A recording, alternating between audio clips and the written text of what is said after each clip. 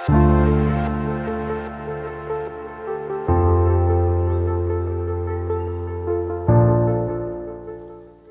sejahtera bagi kita sekalian. Saat ini kita bersyukur karena kita punya waktu diberikan oleh Tuhan untuk membaca dan merenungkan firman-Nya. Namun sebelum itu, mari kita berdoa.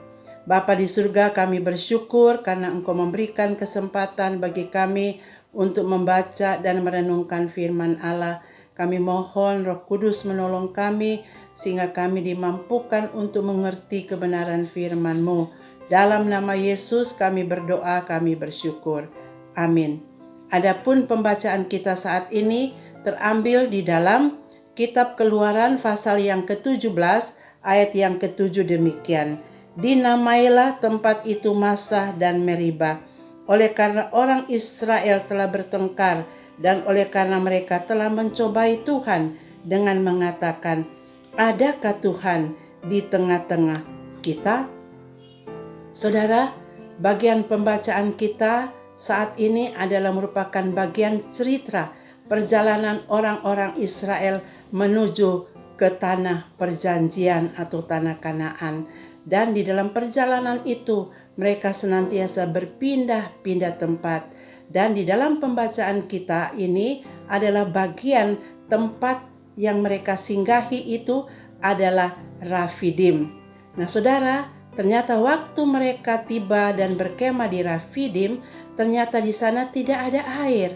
Maka timbullah masalah, saudara. Mereka mulai bersungut-sungut dan persungut-sungutan itu, saudara, mengakibatkan mereka bertengkar dengan Musa. Nah, saudara, persungutan bukan merupakan solusi untuk menyelesaikan masalah, tetapi malah akan melahirkan dosa yang lain, yaitu dapat mempersalahkan orang lain dan situasi bahkan Allah sendiri. Sebab itu di dalam pembacaan kita ayat yang ke-7 kitab Keluaran 17 bagian akhir dikatakan, adakah Tuhan di tengah-tengah kita atau tidak? Nah saudara, orang-orang Israel telah melupakan perbuatan-perbuatan ajaib yang telah dilakukan Allah kepada mereka. Bagaimana mereka terluput daripada pengejaran orang-orang Mesir dengan laut Teberau terbelah menjadi dua dengan uluran tangan daripada Musa, maka terjadilah tanah kering di tengah-tengah laut itu, saudara, dan mereka melewatinya. Selamatlah mereka dari pengejaran orang Mesir, dan kembali tertutup laut itu dan membinasakan para pengejarnya, yaitu orang Mesir. Dan bukan hanya itu, saudara.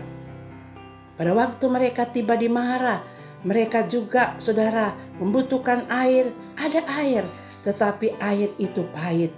Dan kemudian akhirnya Musa melemparkan sebuah kayu atas firman Allah, maka air itu menjadi manis.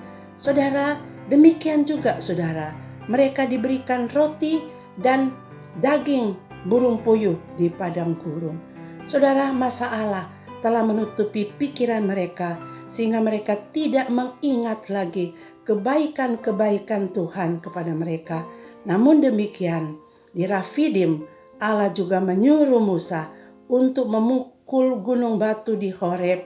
Pada akhirnya air keluar dan mereka bisa minum. Saudara, kita pun banyak kali mengalami situasi dan keadaan sikap seperti orang-orang Israel.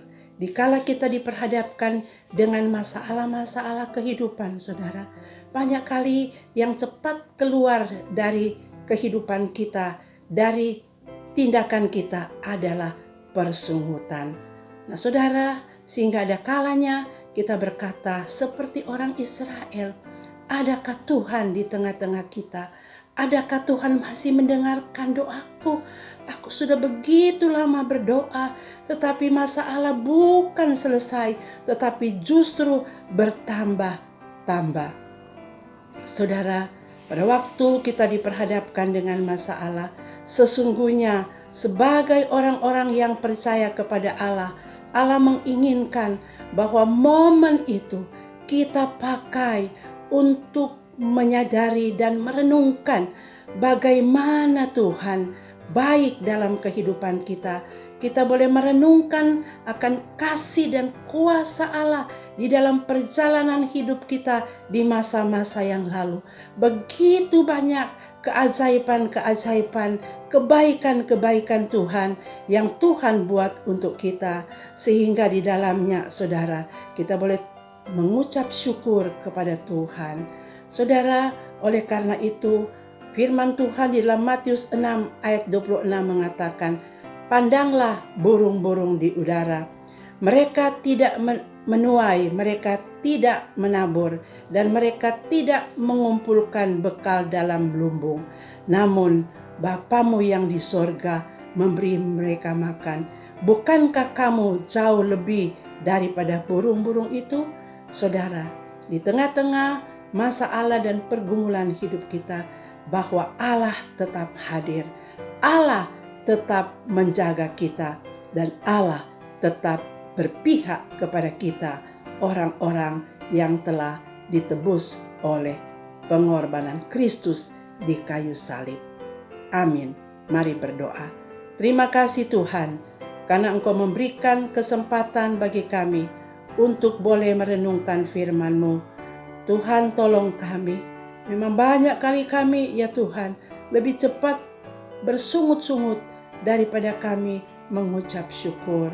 Ampuni kami dan tolong kami melewati hari-hari hidup kami, untuk kami terus memakai momen-momen dikala kami ada masalah hidup untuk sungguh-sungguh merenungkan kasih Allah dalam hidup kami adalah kasih yang tidak berkesudahan. Selalu Allah berpihak kepada kami. Dalam nama Tuhan Yesus kami berdoa dan bersyukur. Amin.